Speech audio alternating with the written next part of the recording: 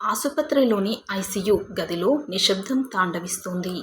ఆ గదిలో కేవలం వెంటిలేటర్ మిషన్ ఇచ్చే బీప్ బీప్ అనే శబ్దం మాత్రమే వినిపిస్తోంది.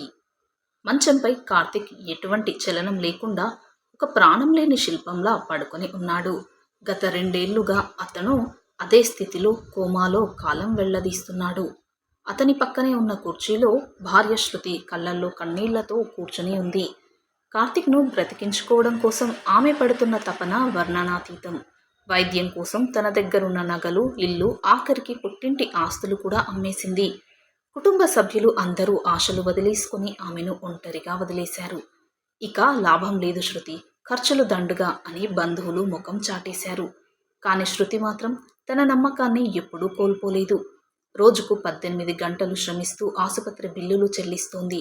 కార్తిక్ చేతిని తన చేతుల్లోకి తీసుకుని ప్రతిరోజు ధైర్యం చెప్పుకునేది. నువ్వు నన్ను వదిలి వెళ్ళవు కార్తిక్, నీకోసం నేను ఎదురు చూస్తూనే ఉంటాను అని మనసులో అనుకునేది. ఆ రోజు ఉదయం బయట వాతావరణం చాలా ప్రశాంతంగా ఉంది. శృతి కార్తిక్ ముఖాన్ని తుడుస్తూ పాత జ్ఞాపకాలను నిమరువేసుకుంటుంది. ఎంతో సంతోషంగా సాగిపోతున్న వారి సంసారాన్ని ఒకే ఒక్క రోడ్డు ప్రమాదం ముక్కలు చేసింది. ఆ ప్రమాదం జరిగిన రోజు నుండి శృతి నవ్వు పూర్తిగా మర్చిపోయింది. డాక్టర్లు ప్రతిరోజు వచ్చి పరీక్షించి నిరాశగానే తల ఊపి వెళ్లేవారు. అయినా సరే ఆమె దేవుడిపై భారం వేసి ప్రార్థనలు చేస్తూనే ఉంది. కార్తిక్ తల్లిదండ్రులు కూడా కొడుకు పరిస్థితి చూసి అనారోగ్యానికి గురయ్యారు. ఆ వృద్ధాప్యంలో వారికి అండగా ఉంటూ ఇటు భర్తను కాపాడుకుంటోంది శృతి. ఆమె జీవితం ఒక పెద్ద పరీక్షగా మారింది. ప్రతి క్షణం ఒక యుగంలా గడుస్తోంది ఆ ఆసుపత్రి గదిలో. నర్సులు కూడా శృతి ఓర్పును చూసి ఆశ్చర్యపోయేవారు. ఇలాంటి భార్య దొరకడం కార్తిక్ పూర్వజన్మ సుకృతం అని వారు మాట్లాడుకునేవారు. శృతి అలసటతో కళ్ళు మూసుకొని కార్తిక్ కోలుకోవాలని మనస్ఫూర్తిగా కోరుకునేది. సరిగ్గా అప్పుడే కార్తిక్ వేళ్లలో ఒకరోజు ఒక వింత చలనం కనిపించింది. అతని చేయి కొద్దిగా కదిలి శృతి చేతిని తాకినట్లు అనిపించింది. శృతి ఒక్కసారిగా కళ్ళు తెరిచి నమ్మలేనట్లు ఆ చేతి వైపు చూసింది. ఆనందంతో కూడిన కన్నీళ్లతో ఆమె గుండె వేగంగా కొట్టుకోవడం ప్రారంభమైంది. కార్తిక్ చేతివేళ్లు మళ్ళీ ఒకసారి నెమ్మదిగా కదిలాయి. 2 ఏళ్ల సుదీర్ఘ నిరీక్షణకు ఫలితం లభించినట్లు శృతికి అనిపించింది. ఆమె వెంటనే సీటులోంచి లేచి నిలబడి కార్తిక్ ముఖాన్ని పరీక్షగా చూసింది. అతని కనురెప్పలు కూడా కొద్దిగా కదులుతున్నట్లు ఆమె గమనించింది. కార్తిక్, నేను చెప్పేది వింటున్నావా కార్తిక్ అంటూ ఆమె గట్టిగా పిలిచింది. కానీ అతని నుండి మళ్ళీ ఎటువంటి స్పందన రాలేదు. అయినా ఆ చిన్న కదలిక శృతిలో కొండంత ఆశను నింపింది. ఆమె ఏమాత్రం ఆలస్యం చేయకుండా ఐసీయూ గది నుండి బయటకు పరిగెత్తింది. డాక్టర్, ప్లీజ్ ఎవరైనా రండి, మా వారు కదులుతున్నారు అని అరవసాగింది. డ్యూటీలో ఉన్న నర్సు శృతిని చూసి కంగారుగా దగ్గరికి వచ్చింది. ఏమైంది శృతి గారు, అంత కంగారు పడుతున్నారు ఎందుకు అని అడిగింది. కార్తిక్ చేతివేళ్లు కదిలాయి సిస్టర్, దయచేసి డాక్టర్ని పిలవండి అని శృతి వేడుకుంది. నర్సు వెంటనే కార్తిక్ బెడ్ దగ్గరికి వచ్చి పల్స్ రేట్ తనిఖీ చేసింది. మిషన్లోని రీడింగ్స్లో కూడా స్వల్ప మార్పులు కనిపించాయి. నర్సు ముఖంలో కూడా ఒక్కసారిగా ఆనందం వెల్లివిరిసింది. ఇది నిజంగానే ఒక అద్భుతం శృతి గారు అని నర్సు అంది. మా హాస్పిటల్కి ఈరోజే విదేశాల నుండి ఒక గొప్ప న్యూరో సర్జన్ వచ్చారు అని వివరించింది. ఆయన లండన్లో ఎన్నో అసాధ్యమైన కోమా కేసులను నయం చేశారని చెప్పింది. ప్రస్తుతానికి ఆ సీనియర్ డాక్టర్ రౌండ్స్లోనే ఉన్నారని నర్సు తెలిపింది. శృతి చేతులు జోడించి ఆయన్ను త్వరగా రమ్మనండి సిస్టర్ అని బ్రతిమాలింది. నర్సు వెంటనే ఇంటర్కామ్లో ఆ సీనియర్ డాక్టర్కు సమాచారం అందించింది. శృతి మళ్ళీ కార్తిక్ పక్కన కూర్చొని అతని నుదిటిపై చేతిని ఉంచింది. నువ్వు తిరిగి వస్తున్నావు కార్తిక్, మన కష్టాలు తీరిపోయే రోజు వచ్చింది అని ఏడవసాగింది. ఆసుపత్రి కారిడార్లో బూట్ల శబ్దం వినిపించింది. ఎవరో నడుచుకుంటూ ఐసీయూ గది వైపు వస్తున్నట్లు శృతికి తెలిసింది. ఆ కొత్త డాక్టర్ వార్డు నర్సులతో కలిసి లోపలికి అడుగుపెట్టారు. ఆయన తెల్లటి కోటు వేసుకుని చేతిలో మెడికల్ రిపోర్ట్స్ పట్టుకొని ఉన్నారు. శృతి గౌరవంగా ఆయన వైపు తిరిగి నమస్కారం పెట్టబోయింది. కానీ ఆ డాక్టర్ ముఖాన్ని చూడగానే ఆమె చేతులు అలాగే గాల్లో ఆగిపోయాయి. కళ్ళ ముందు ఉన్న వ్యక్తిని చూసి శృతి ప్రపంచం ఒక్కసారిగా స్తంభించిపోయింది. అక్కడ నిలబడి ఉన్న న్యూరోసర్జన్ మరెవరో కాదు, ఆమె గతం వివేక్. వివేక్ ముఖాన్ని చూడగానే శృతికి పాత జ్ఞాపకాలు అన్నీ కళ్ళ ముందు కదిలాయి. 5 ఏళ్ల క్రితం శృతి, వివేక్ ఒకరినొకరు ప్రాణంగా ప్రేమించుకున్నారు. ఇరు కుటుంబాల మధ్య ఉన్న అంతరాల వల్ల వారి ప్రేమకు పెద్దలు అంగీకరించలేదు. వివేక్ ఉన్నత చదువుల కోసం లండన్ వెళ్లాల్సి వచ్చింది. అతను వెళ్ళిన కొద్ది రోజులకే వివేక్ ఒక ప్రమాదంలో చనిపోయాడని అతని తండ్రి శృతిని నమ్మించాడు. ఆ అబద్ధాన్ని నిజమని నమ్మి శృతి పూర్తిగా కృంగిపోయింది. ఆ సమయంలోనే కార్తిక్ ఆమె జీవితంలోకి ప్రవేశించి ధైర్యాన్ని ఇచ్చాడు. కార్తిక్ చూపించిన నిష్కల్మషమైన ప్రేమే శృతిని మళ్లీ బ్రతికించింది. కాలక్రమేణా కార్తిక్ మంచితనాన్ని చూసి శృతి అతన్ని వివాహం చేసుకుంది. కానీ వివేక్ బతికే ఉన్నాడనే నిజం ఆమెకు ఈ క్షణం వరకు తెలియదు. నాడు వివేక్ తండ్రి చేసిన కుట్ర వల్ల ఇద్దరూ విడిపోవాల్సి వచ్చింది.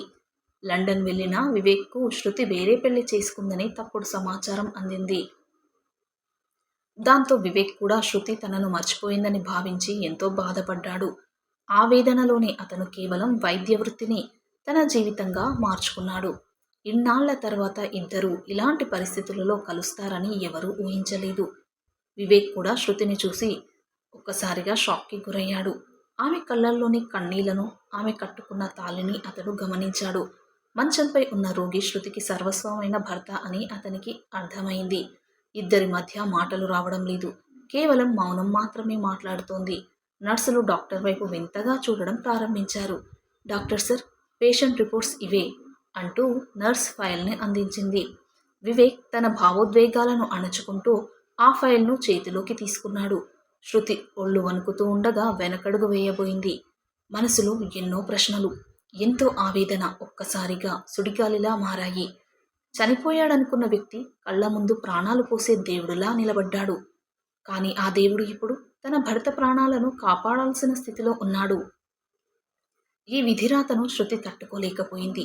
తీవ్రమైన మానసిక ఒత్తిడి కారణంగా ఆమె తల తిరిగిపోయింది. అక్కడే ఉన్న వివేక్ కాలపై స్పృహ తప్పి పడిపోయింది. శృతి కింద పడిపోతుండగా వివేక్ ఆమెను పట్టుకోబోయి ఆగిపోయాడు. నర్సులు వెంటనే స్పందించి శృతిని పక్కనే ఉన్న మరో బెడ్పై పడుకోబెట్టారు. వివేక్ గుండె లోపల ఏదో తెలియని ఒక పెద్ద తుఫాన్ రేగింది. తన ప్రాణంగా ప్రేమించిన అమ్మాయి వేరొకరి భార్యగా తన ముందు ఉంది. పైగా ఆమె భర్త ప్రాణాల కోసం పోరాడుతున్నాడనే నిజం అతన్ని కుదిపేసింది. ఒక పక్క ప్రేమికుడిగా పాత గాయాలు అతన్ని వేధిస్తున్నాయి. మరోపక్క వైద్యుడిగా రోగి ప్రాణాలు కాపాడాల్సిన కనీస ధర్మం గుర్తుకొచ్చింది. వివేక్ కార్తిక్ మెడికల్ రిపోర్ట్స్ను క్షుణ్ణంగా పరిశీలించడం ప్రారంభించాడు. కార్తిక్ మెదడులో చిన్న రక్తం గడ్డకట్టిందని అతడు గుర్తించాడు. దానిని తొలగిస్తే కార్తిక్ ఖచ్చితంగా కోమా నుండి బయటకు వస్తాడని అర్థమైంది. కానీ ఆ సర్జరీ చాలా సంక్లిష్టమైనది మరియు ప్రమాదకరమైనది. కొద్దిసేపటి తర్వాత శృతి నెమ్మదిగా కళ్ళు తెరిచి చుట్టూ చూసింది. ఎదురుగా ఉన్న వివేక్ను చూసి ఆమె కళ్ళల్లో నుండి నీళ్లు కారాయి. ఆమె మంచం దిగి వివేక్ ముందు చేతులు జోడించి నిలబడింది. నన్ను క్షమించు వివేక్, కానీ నా భర్తను కాపాడు అని వేడుకుంది. ఆయన లేకపోతే నేను బ్రతకలేను. నా ముత్తైదుతనాన్ని నిలబెట్టు, నా భర్తను కాపాడు అని ఏడ్చింది. ఆ మాటలు వివేక్ గుండెను శూలంలా గుచ్చుకున్నాయి. శృతి కార్తిక్ను ఎంతగా ప్రేమిస్తుందో ఆ మాటల్లో అతనికి స్పష్టంగా తెలిసింది. వివేక్ ఒక్క క్షణం కళ్ళు మూసుకొని తన మనసుకు నచ్చచెప్పుకున్నాడు. వ్యక్తిగత భావాల కంటే ఒక ప్రాణాన్ని కాపాడడమే వైద్యుడి పరమధర్మం అని గుర్తుకు తెచ్చుకున్నాడు. నువ్వు కంగారు పడకు శృతి, నేను నా శక్తినంతటా ప్రయత్నిస్తాను అని ధైర్యం చెప్పాడు. కార్తిక్ తల్లిదండ్రులకు కూడా ఈ విషయం తెలిసి ఆసుపత్రికి చేరుకున్నారు. వారు వివేక్ కాళ్లపై పడబోతూ ఉండగా వివేక్ వారిని ఆపాడు. ఆయనను బ్రతికించే బాధ్యత నాది, మీరు ధైర్యంగా ఉండండి అని పెద్దలకు నమస్కరించాడు. వివేక్ వెంటనే సర్జరీకి సంబంధించిన ఏర్పాట్లు చేయమని సిబ్బందిని ఆదేశించాడు.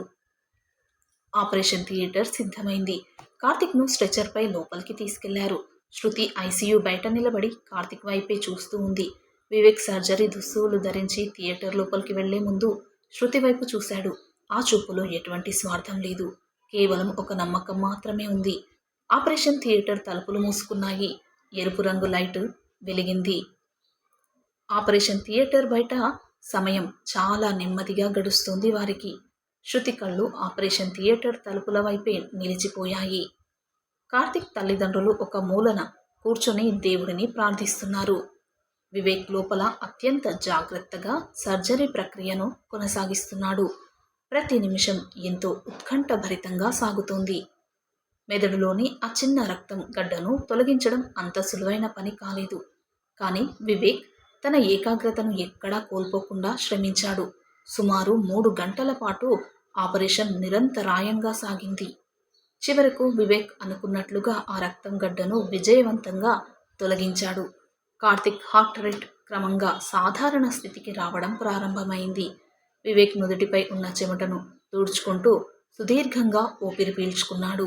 సర్జరీ ముగిసిన తర్వాత ఆపరేషన్ థియేటర్ లైట్ ఆఫ్ అయింది. వివేక్ తలుపులు తెరుచుకొని నెమ్మదిగా బయటకు వచ్చాడు. శృతి వెంటనే అతని దగ్గరికి పరిగెత్తుకుంటూ వచ్చింది. సర్జరీ విజయవంతమైంది శృతి. కార్తిక్కు ఏ ప్రమాదమూ లేదు అని వివేక్ చెప్పాడు. ఆ మాట వినగానే శృతి గుండె తేలికపడి ఆనంద బాష్పాలు రాలాయి. కార్తిక్ తల్లిదండ్రులు వివేక్ చేతులు పట్టుకుని కృతజ్ఞతలు తెలిపారు. మీరు మా ఇంటి దీపాన్ని నిలబెట్టారు డాక్టర్ సార్ అని వారు కొనియాడారు. వివేక్ చిరునవ్వుతో ఇది నా బాధ్యత మాత్రమే అని వినమ్రంగా అన్నాడు. కొన్ని గంటల తర్వాత కార్తిక్కు పూర్తిగా స్పృహ వచ్చింది. అతను కళ్ళు తెరిచి ఎదురుగా ఉన్న శృతిని చూసి గుర్తుపట్టాడు. శృతి కార్తిక్ చేతిని గట్టిగా పట్టుకుని తనివి తీరా ఏడ్చేసింది. కార్తిక్ కోలుకోవడం చూసి ఆసుపత్రి సిబ్బంది అంతా సంతోషించారు. వివేక్ దూరం నుండి ఆ భార్యాభర్తల ఆనందాన్ని చూసి మనస్ఫూర్తిగా సంతోషించాడు. ప్రేమ కంటే ఒకరి జీవితాన్ని నిలబెట్టడంలోనే నిజమైన తృప్తి ఉంది అని అతను గ్రహించాడు. వివేక్ తన లగేజ్ సర్దుకొని ఆసుపత్రి నుండి బయలుదేరడానికి సిద్ధమయ్యాడు. శృతి అతనికి వీడ్కోలు పలకడానికి హాస్పిటల్ గేటు దగ్గరికి వచ్చింది. ఇద్దరి కళ్ళల్లోనూ ఇప్పుడు ఎటువంటి బాధ లేదు. కేవలం ఒకరిపై ఒకరికి గౌరవం మాత్రమే ఉంది. థ్యాంక్ యూ వివేక్ అని శృతి అన్న మాటలో ఆమె జీవితకాల కృతజ్ఞత కనిపించింది. వివేక్ ఒక సగర్వమైన నవ్వుతో వెనుతిరిగి తన దారిలో ముందుకు సాగిపోయాడు. ఈ కథపై మీ విలువైన అభిప్రాయాన్ని తప్పక కామెంట్స్లో తెలియచేయండి. అలాగే వీడియో నచ్చితే ప్లీజ్ లైక్ చేసి సబ్స్క్రైబ్ చేసుకోండి. Thanks for watching.